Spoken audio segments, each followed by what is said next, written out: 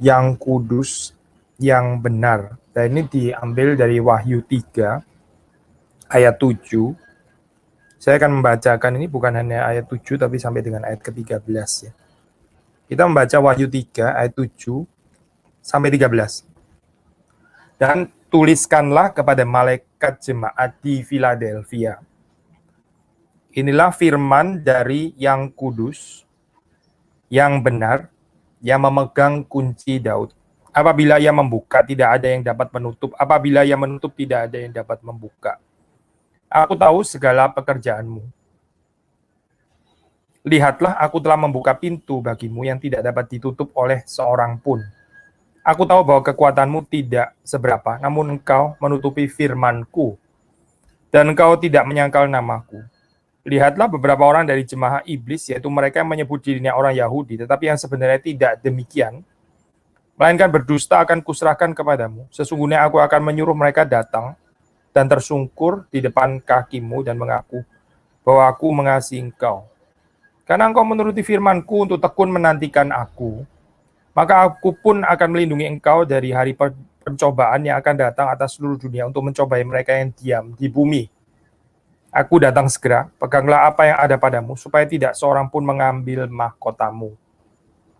Barang siapa menang, ia akan kujadikan soko guru di dalam bait suci Allahku, dan ia tidak akan keluar lagi dari situ.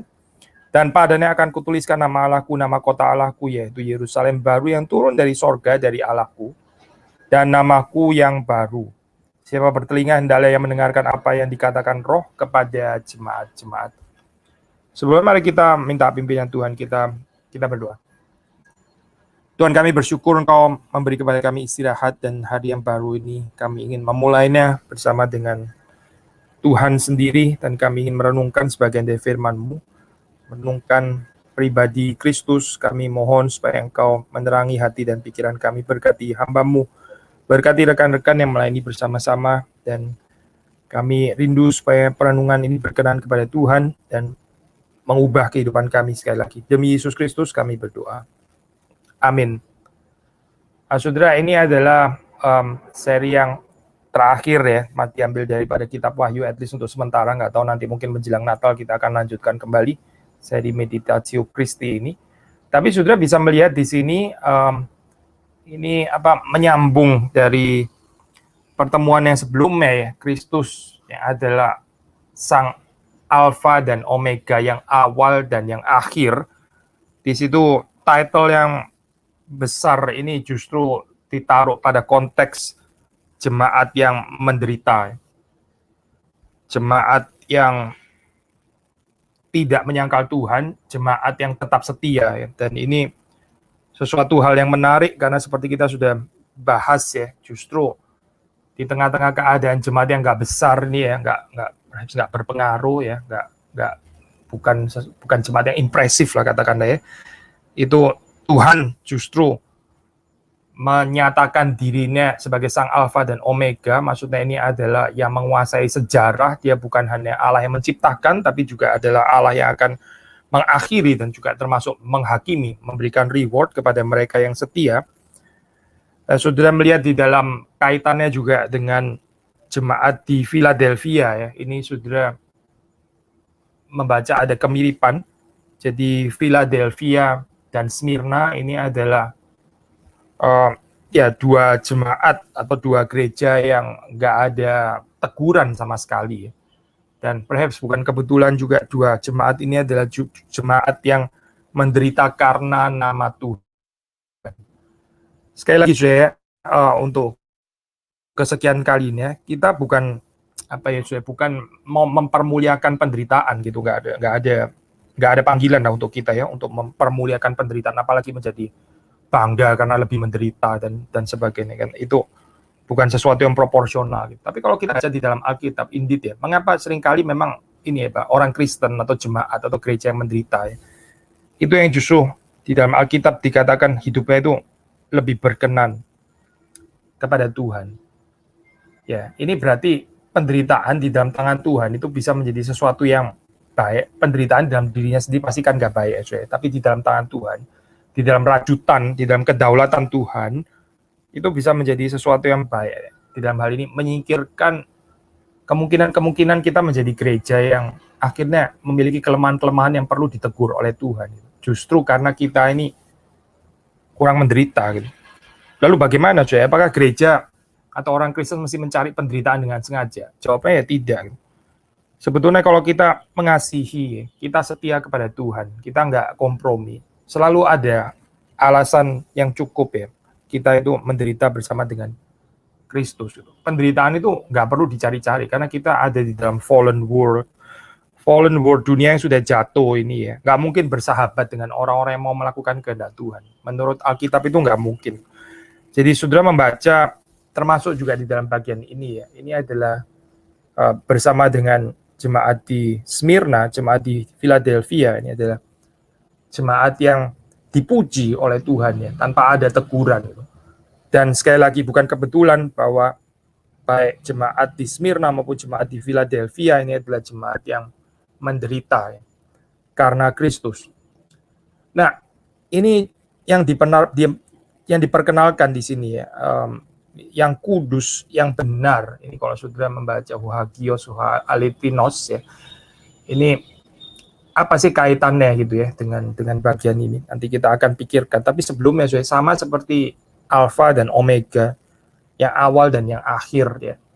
Ini adalah title yang sebetulnya hanya bisa menunjuk kepada Tuhan, hanya bisa menunjuk kepada Allah ya.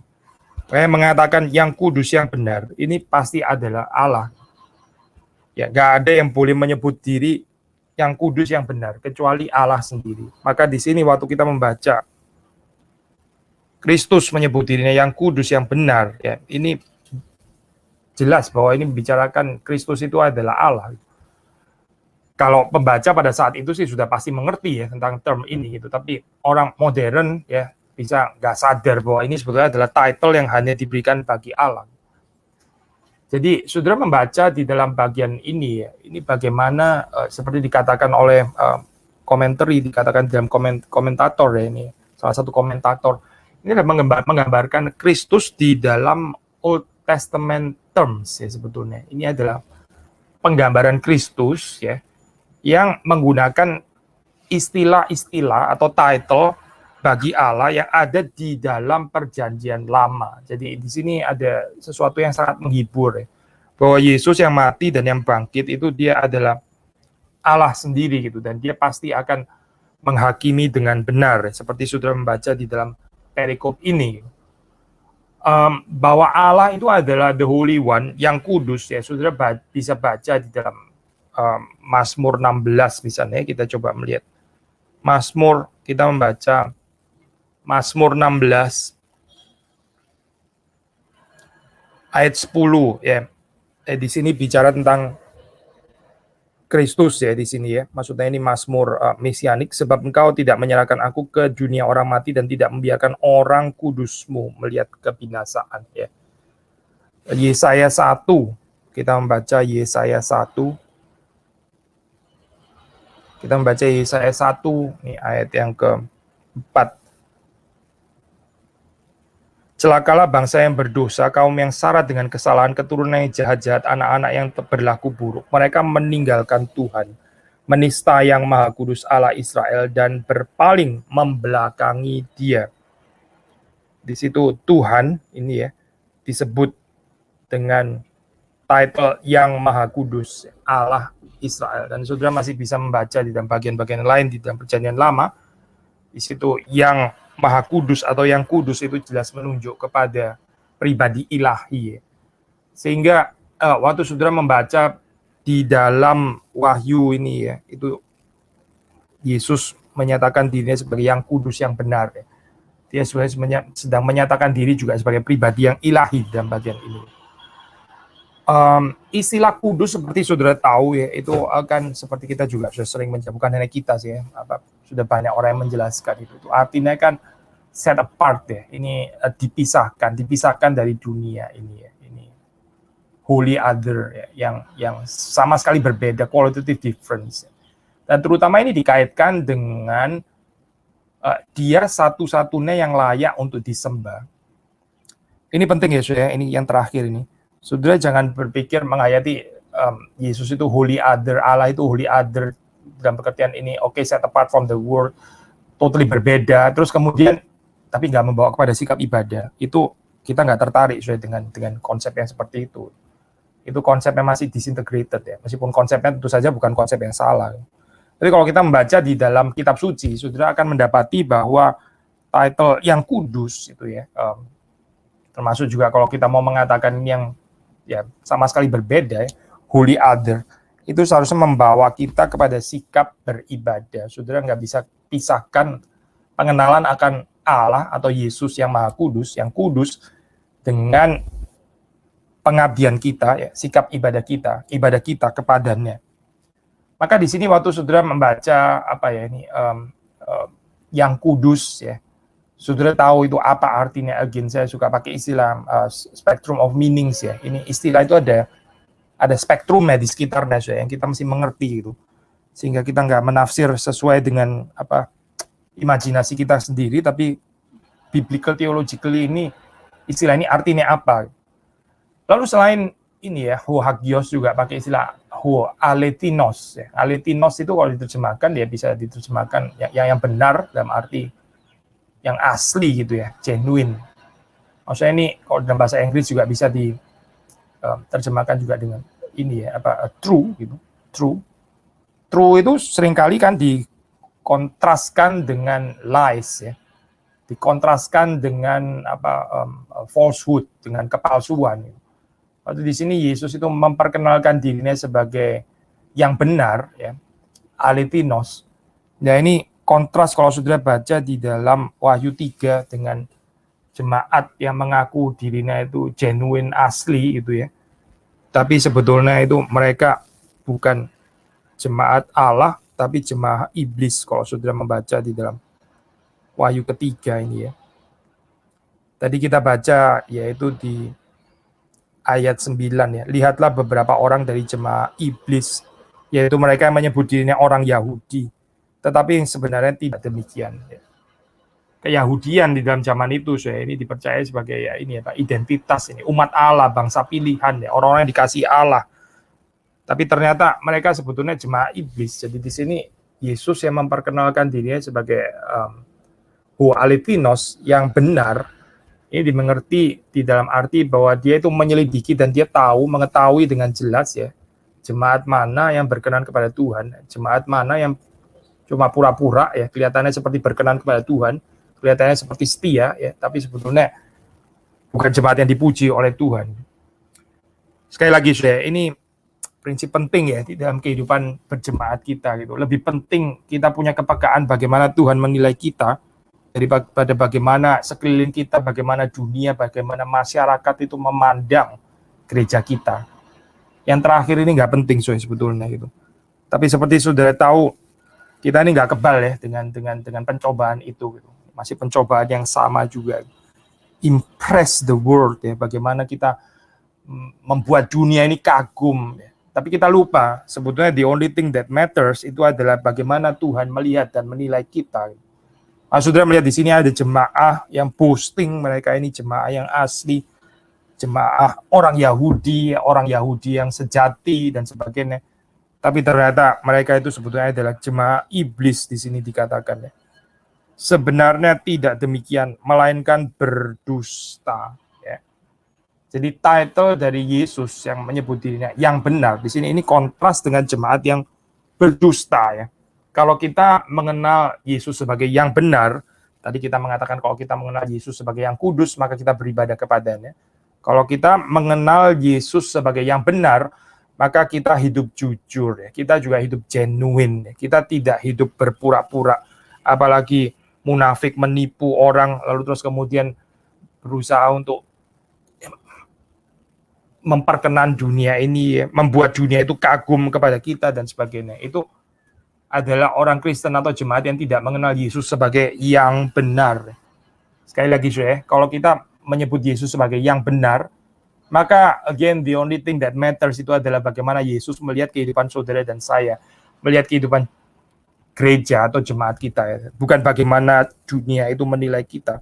Kalau dunia menilai kita ya, kita jadi bisa lebih mirip jemaat iblis ini akhirnya. kalau kita lebih tertarik dengan hal-hal seperti itu. Karena yang dilihat Tuhan itulah yang benar. Mengapa saya? Ya karena dia sendiri adalah yang benar. Yang benar itu menilai dengan benar. Dan yang benar itu mau membawa kita untuk mengenal diri kita juga menilai dengan benar. Tetapi secara fenomena, kalau sudah melihat di dalam bagian ini ya, ini betul-betul adalah jemaat yang sulit, jemaat yang penuh pergumulan ya di dalam kehidupannya.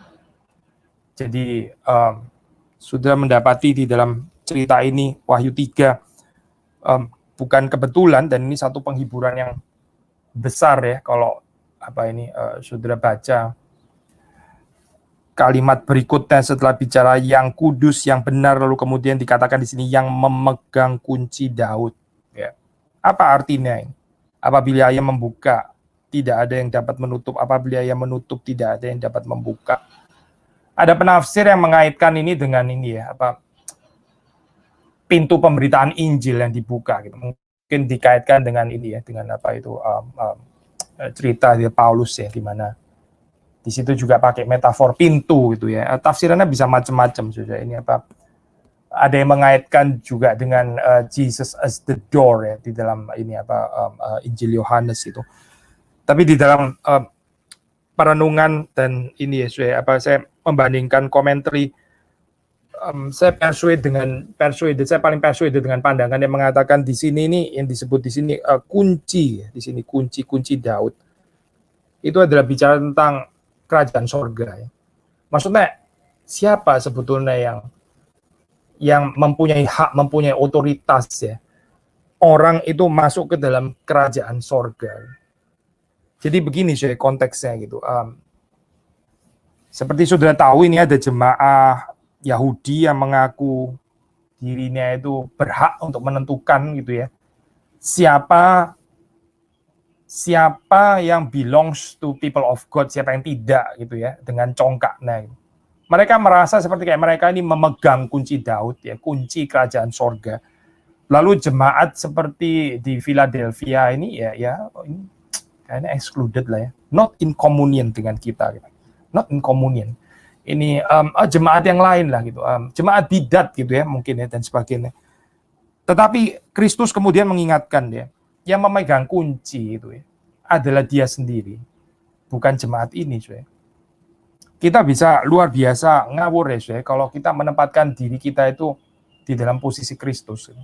Lalu terus kemudian kita menentukan siapa in communion, siapa nggak in communion dengan kita gitu ya, di dalam kuasa kita, dan kita tidak mengakui Kristus di sini ya, yang memegang kunci Daud, yang membuka, yang menutup, itu siapa saudara? Kristus sebetulnya. Yang mengundang kita dalam perjamuan kudus itu siapa? Kristus ya, itu host saya. Yang mengundang itu adalah Kristus sebetulnya.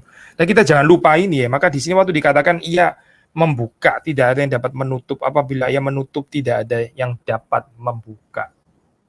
Jadi orang-orang Yahudi ini mengekskomunikasi gitu ya, cerita ekskomunikasi ini orang-orang Kristen di Philadelphia ya kamu nggak belong to us gitu ya, kita ini nggak in communion dengan kamu gitu ya. Jadi mereka diekskomunikasi daripada ya tempat di mana biasa beribadah, yaitu di sinagog. By the way, ini saudara kalau membaca di dalam early church ya, saudara mesti mengerti itu orang Kristen mula-mula itu mereka nggak melihat, mereka percaya kepada Kristus, terus kemudian mereka jadi meninggalkan agama Yahudi gitu. Mereka melihat kontinuitas ini sesuatu yang memang sudah dinubuatkan Tuhan di dalam perjanjian lama. Jadi mereka setelah percaya kepada Kristus ya, mereka tetap beribadah di sinagog. Mereka bukan punya pikiran let's start a new religion gitu ya, namanya Christianity gitu misalnya. By the way, istilah Kristen sendiri juga kan satu istilah yang dipakai ini ya, dipakai oleh orang yang dari luar ya, bukan mereka sendiri menyebut diri mereka sendiri itu Kristen. Itu istilah yang sebetulnya istilah ejekan, istilah Kristen itu istilah ejekan gitu pada saat itu, seperti seringkali juga di dalam sejarah yaitu istilah ejekan gitu, yang akhirnya terus dipakai di dalam untuk menyatakan certain group ini yang percaya kepada Kristus, makanya mereka disebut Kristen gitu di dalam hal ini ya. Tapi dari sisi mereka sendiri, mereka nggak ada niat untuk mendirikan agama baru, gereja gitu ya. Ya mereka beribadahnya itu di sinagog. Mengapa sinagog ya? Karena mereka tahu bahwa ini janji Allah ini diberikan, ini ada kontinuitasnya dengan orang-orang yang beribadah di tempel dan sebagainya. Tapi terus kemudian mereka diekskomunikasi, mereka tidak diterima di sinagog tersebut. Gitu. Nah, ini sesuatu yang tentu saja menyedihkan ya. Mereka dibuang, gitu. Mereka dianggap sebagai kamu nggak komunian lah dengan ini ya, dengan Musa, dengan apa itu, dengan pembesar-pembesar itu ya, dengan Abraham, dengan Ishak, Yakub ya, kalian nggak komunian gitu. Kayaknya kalian ini agama sesat. Gitu. Di dalam keadaan seperti ini ya, kemudian Kristus mengatakan dia yang memegang kunci Daud. Sebetulnya siapa yang memiliki otoritas ini ya? Hanya Kristus, bukan jemaat Yahudi ini. Maka gereja itu hati-hati ya, gereja yang terus bilang ini gereja ini. Kita nggak in komunian dengan mereka. Kita ekskomunikasi, Pak. Wait. Ini sebetulnya posisinya siapa sih yang melakukan ini sebetulnya siapa? Apakah gereja itu yang kudus dan yang benar? Yang memegang kunci Daud. Itu apakah gereja? Gereja yang kudus yang benarkah? Atau yang kudus yang benar dan yang memegang kunci Daud itu adalah Kristus? Hati-hati ya, hati-hati. Menempati posisi Kristus. Bahkan secara institusional, mungkin bukan secara individual gitu ya. Individual lebih bahaya lagi. Kecongkaannya itu tingkat langit ya. Tapi perhaps ini komunal gitu ya. Komunal tapi sebetulnya mirip sebetulnya mengekskomunikasi ya. Menganggap orang-orang Kristen yang sebetulnya percaya tapi bukan cuma percaya, mereka ini setia ya di dalam penderitaan, dianggap sebagai orang-orang yang ya tidak di dalam persekutuan dengan mereka. Kalau saudara baca di dalam Alkitab ya, ini sudah diadres persoalan-persoalan seperti ini ya. Gak ada yang baru sebetulnya di bawah kolong langit. Ini akan terus berulang kecuali saudara dan saya membaca firman Tuhan dengan benar, dengan pertolongan dan dengan anugerah Tuhan. Ya, sekali lagi ya, titel yang kudus, yang benar, yang memegang kunci Daud itu hanya boleh dipegang oleh Kristus, bukan dipegang oleh jemaat manapun. Gak ada jemaat yang boleh menyebut dirinya yang kudus, yang benar. Gak boleh menyebut seperti itu. Karena ini adalah titel yang hanya boleh dikenakan pada Kristus, pribadi ilahi. Ini yang kudus, yang benar. Itu adalah title ilahi. Yang tidak ilahi ya, tidak boleh memegang titel ini.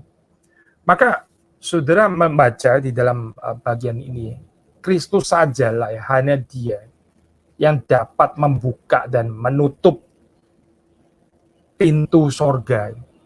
Sekali lagi ya, hanya Kristus, hanya Tuhan sendiri yang bisa menentukan pintu sorga itu dibuka atau ditutup. Dan kalau dia membuka, nggak ada yang bisa menutupnya. Kalau dia menutup, tidak ada yang bisa membukanya. Nah, saudara kalau perhatikan ya, itu kecongkaan di dalam agama ya, menentukan ini ya, seperti mereka yang pegang kuncinya gitu dalam halnya, menentukan siapa ke neraka, siapa ke sorga dan sebagainya. Tapi sekali lagi kalau saudara membaca dalam kitab Wahyu, itu posisi itu sebetulnya dipegang oleh Tuhan sendiri. Kecuali kita mau menjadi Tuhan, yaitu urusan lain lagi ya, dan kita berurusan dengan Tuhan yang asli lah. Kalau seperti ini, kalau kita sifat kita adalah kita ini nggak bisa menempatkan sebagai manusia, tapi kita mencoba menjadi Tuhan, ya akhirnya ya, kita pasti akan berurusan dengan Tuhan yang benar itu ya, karena kita merasa diri Tuhan, itu kita pasti Tuhan yang palsu, gitu. Itu bukan Tuhan yang benar. Maka saudara melihat ya di dalam istilah ini ya, yang kudus, yang benar, itu bukan saja Kristus itu yang berhak membuka dan menutup, tapi saudara melihat di sini ada pembalikan ya, ada reversal motive seperti biasa waktu kita membicarakan tentang Kingdom of God, waktu kita bicara tentang kerajaan Allah itu di dalam kitab suci ya, di dalam itu seringkali bicara tentang reversal motive ini ya. Lukas yang salah satu yang paling kuat ya menekankan hal ini, tapi saudara juga bisa melihat bahkan di dalam ini Wahyu ya, yaitu apa saudara? Kristus itu membuka ya New Jerusalem ini, membuka Yerusalem yang baru ini ya, dan orang-orang Gentiles, orang-orang yang non Yahudi itu boleh masuk ke dalamnya. Sementara pintu tertutup bagi orang-orang Yahudi yang merasa diri asli, benar, otentik ya, dan seterusnya. Ini jadi terbalik. Padahal Yahudi ini kan bangsa pilihan Allah. Tapi di sini orang Yahudi justru bagi mereka pintu tertutup. Ya, mereka disebut jemaah iblis oleh Tuhan sendiri. Tapi bagi orang-orang non-Yahudi, ya, the Gentiles, pintu justru terbuka. Nah, ini kan terbalik ya, saudara. Sebagaimana saudara membaca juga di dalam, bukan cuma di dalam Lukas ya, tapi saudara baca juga di dalam Injil-Injil yang lain ya. Ya, ada di dalam kitab suci kita. Saudara melihat reversal motif seperti ini ya. Kok justru malah orang Samaria gitu yang mengerti gitu, bukannya the priest and the Levite, bukan orang Lewi dan imam itu gitu. Kok malah orang Samaria yang bermurah hati gitu. Jadi terbalik di sini. Kok malah orang-orang non Yahudi yang menyatakan iman percaya kepada Kristus gitu.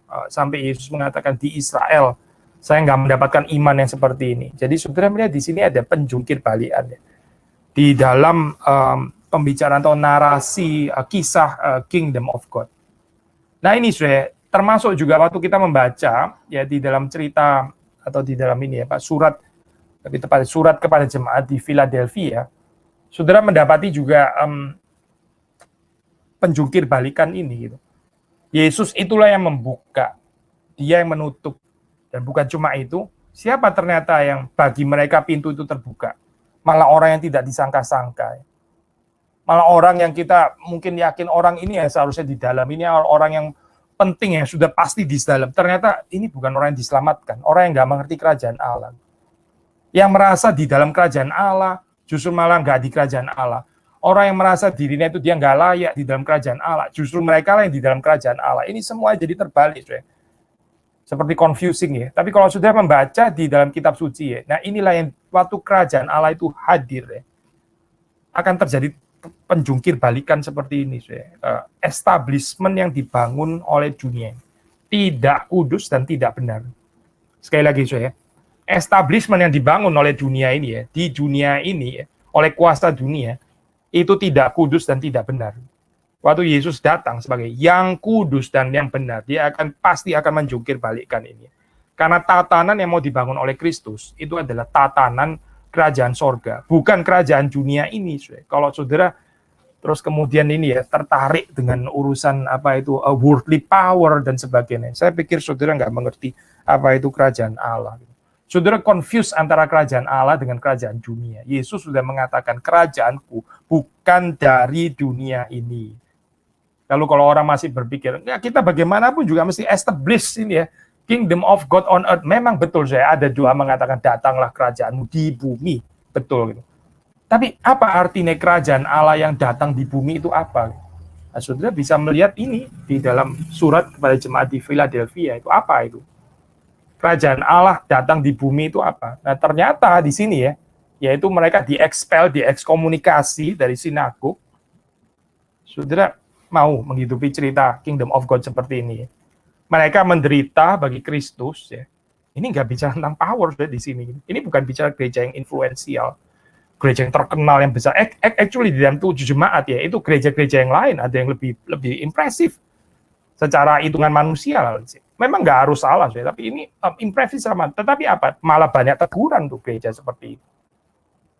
Tapi justru bagi dua gereja yang lemah ini ya, Tuhan membuka pintunya. Apakah saudara melihat deh ini misteri Kingdom of God di sini? Atau kita masih tertarik dengan cerita kerajaan dunia yang kasat mata itu ya, yang bisa langsung impress secara kasat mata. Tapi justru karena secara kasat mata, maka hal-hal yang tersembunyi di dalam Kingdom of God jadi nggak diperhatikan lagi di sana. Sekali lagi ya, saudara, ini kita membaca di dalam bagian ini Kristus ya yang membuka, dia yang mempunyai kuasa untuk membuka dan menutup ya. Maka sepanjang pengikutan kita ya, kita mesti melihat kepada Kristus gitu. Melihat kepada Kristus, dia yang membuka dan menutup. Bukan otoritas gereja, bukan gitu. Gereja yang memainkan otoritas seperti otoritas Kristus di sini ya. Ini gereja yang nggak mengenal Kristus sebagai yang kudus dan yang benar. Bukan hanya itu, motif penjungkir balikan ini ya, reversal motif kalau sudah baca ya, ini sama seperti jemaat di Smyrna, kita sudah bahas ya, ini saudara mendapati di dalam ayat 8, Tuhan mengatakan, aku tahu bahwa kekuatanmu tidak seberapa. Kekuatanmu tidak seberapa. Ya. Dibandingkan jemaat Laodikia, oh kekuatannya besar, kekuatannya besar, itu jemaat yang kaya. Tapi di sini ini kekuatannya tidak seberapa. Ini kalimat seperti ini pun bisa ditafsir keliru gitu ya, dengan pengkhotbah yang memang worldview-nya keliru gitu. Waktu dikatakan kekuatanmu tidak seberapa, malah bisa ditafsir, loh ini teguran kan sebetulnya, harusnya kekuatan bukan tidak seberapa, harusnya kekuatan kan besar gitu misalnya. Kenapa kok bisa kekuatan tidak seberapa? Maka salah orang kalau menafsir nggak ada teguran sama sekali untuk jemaat di Philadelphia. Wah itu unthinkable ya, ini apa? Kalau ada pengkhotbah yang mengatakan seperti itu, gitu. Berarti kalau seandainya ada, mereka betul nggak mengerti apa artinya Kingdom of God. Gitu. Ini bukan kalimat teguran, bukan. Gitu. Ini adalah kalimat penghiburan. Jemaat di Smyrna, jemaat di Philadelphia, itu jemaat yang tidak seberapa. Saudara nggak seneng kan ya kalau disebut saudara tidak seberapa gitu. Kamu ini tidak seberapa. Gitu. Apa sih tidak seberapa ini? Kamu ini never mind gitu misalnya ya. Enak ya saya dengar kalimat gitu. Kok never mind sih gitu? Saya mau main yang lain loh, brilliant mind apa gitu ya. Extraordinary mind. Kok never mind gitu? Nggak enak kita dengarnya ini. Kamu tidak seberapa. Tapi Tuhan waktu mengatakan kalimat ini ya kepada jemaat di Philadelphia, bukan untuk melecehkan ya, bukan. Tapi Tuhan bicara, ini kan yang benar, yang berbicara ini yang benar ya bicara benar. Tuhan bukan menghibur dengan hiburan gombal ya. Ini jemaat nggak seberapa, tapi dibilang kamu jemaat yang hebat. Enggak, Tuhan nggak menipu seperti itu kan. Nggak seberapa, yaitu dikatakan tidak seberapa. Tapi dignitas gereja memang bukan ada di sana, memang bukan masalah dia itu kekuatan besar atau kekuatan tidak seberapa, bukan di sana. Ini bukan soal apakah gereja ini highly influential gitu ya dengan kekuatan yang impresif, bukan di sana, bukan. Tetapi seperti saudara membaca di dalam ayat yang berikutnya ya, mereka ini adalah jemaat yang dikasihi Tuhan. Ya, saudara lebih tertarik mana? Menjadi jemaat yang dikasihi Tuhan atau menjadi jemaat yang kekuatannya besar gitu. Mana saudara lebih tertarik mana? Jangan-jangan ada yang tetap bilang ya dikasih Tuhan ya dikasih Tuhan, tapi orang kalau nggak tahu untuk apa gitu misalnya. Kita menyatakan diri sebagai gereja yang kekuatannya besar dong ya. Ya inilah orang-orang yang tidak mengerti kerajaan Allah. Sudah membaca di dalam kerajaan Allah, gambarannya bukan demikian.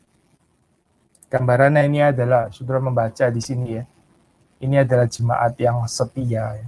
Jemaat yang setia. Setia di dalam pencobaan.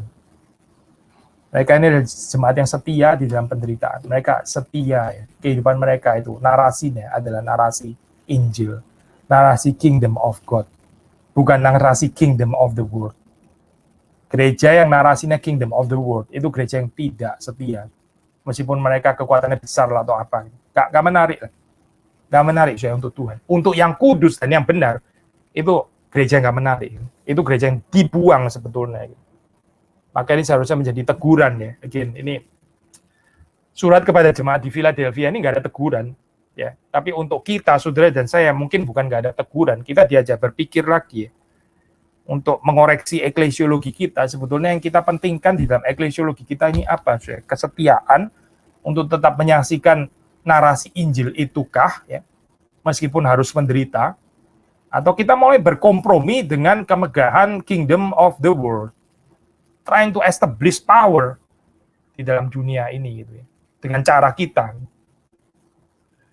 Hati-hati, saya kutip ini ya, Osborne sekali lagi dia bicara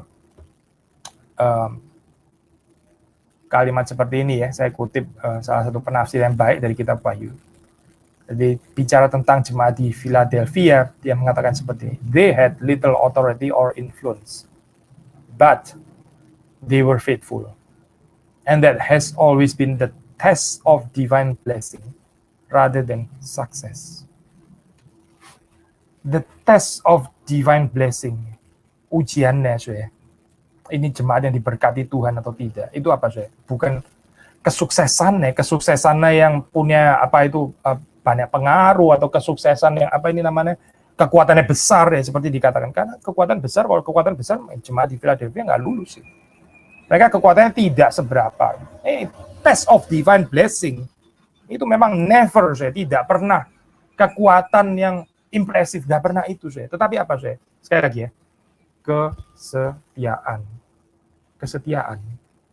kesetiaan saudara tetap berpegang teguh ya, pada Kristus. Kesetiaan saudara tetap menjalani narasi Injil dan bukan narasi emperor palsu itu ya. Sekarang sih nggak ada kaisar kayak zaman dulu ya, nggak ada Nero, nggak ada Tiberius dan sebagainya, nggak ada lagi gitu ya. Tapi bukan nggak ada kaisar loh di dalam zaman sekarang ya. Kaisar palsu gitu ya, yang berusaha untuk mengontrol kehidupan manusia gitu. Ada banyak emperor ya, bukan dalam pengertian politikal gitu, dalam pengertian ideological, yang menuntut kehidupan manusia untuk menyembah kepada dia. Kalau nggak menyembah kepada dia, itu kayaknya nggak bisa hidup di dalam dunia ini. Maka pertanyaannya ya, kalau kita mengenal Kristus sebagai yang kudus dan yang benar ya, saudara mengerti nggak ini apa menyebut Yesus sebagai yang kudus dan yang benar ya, yang memegang kunci Daud? Itu artinya apa di dalam kehidupan kita? Jemaat di Philadelphia mengerti kalimat ini, karena mereka bukan saja menjaga ya, mempertahankan Injil dari pengajaran-pengajaran yang sesat ya, bukan saja itu, tapi mereka juga menghidupinya. Nah, ini istilah menghidupi Injil seperti kita sudah pernah bahas ya. Ada orang reform yang nggak setuju dengan istilah ini.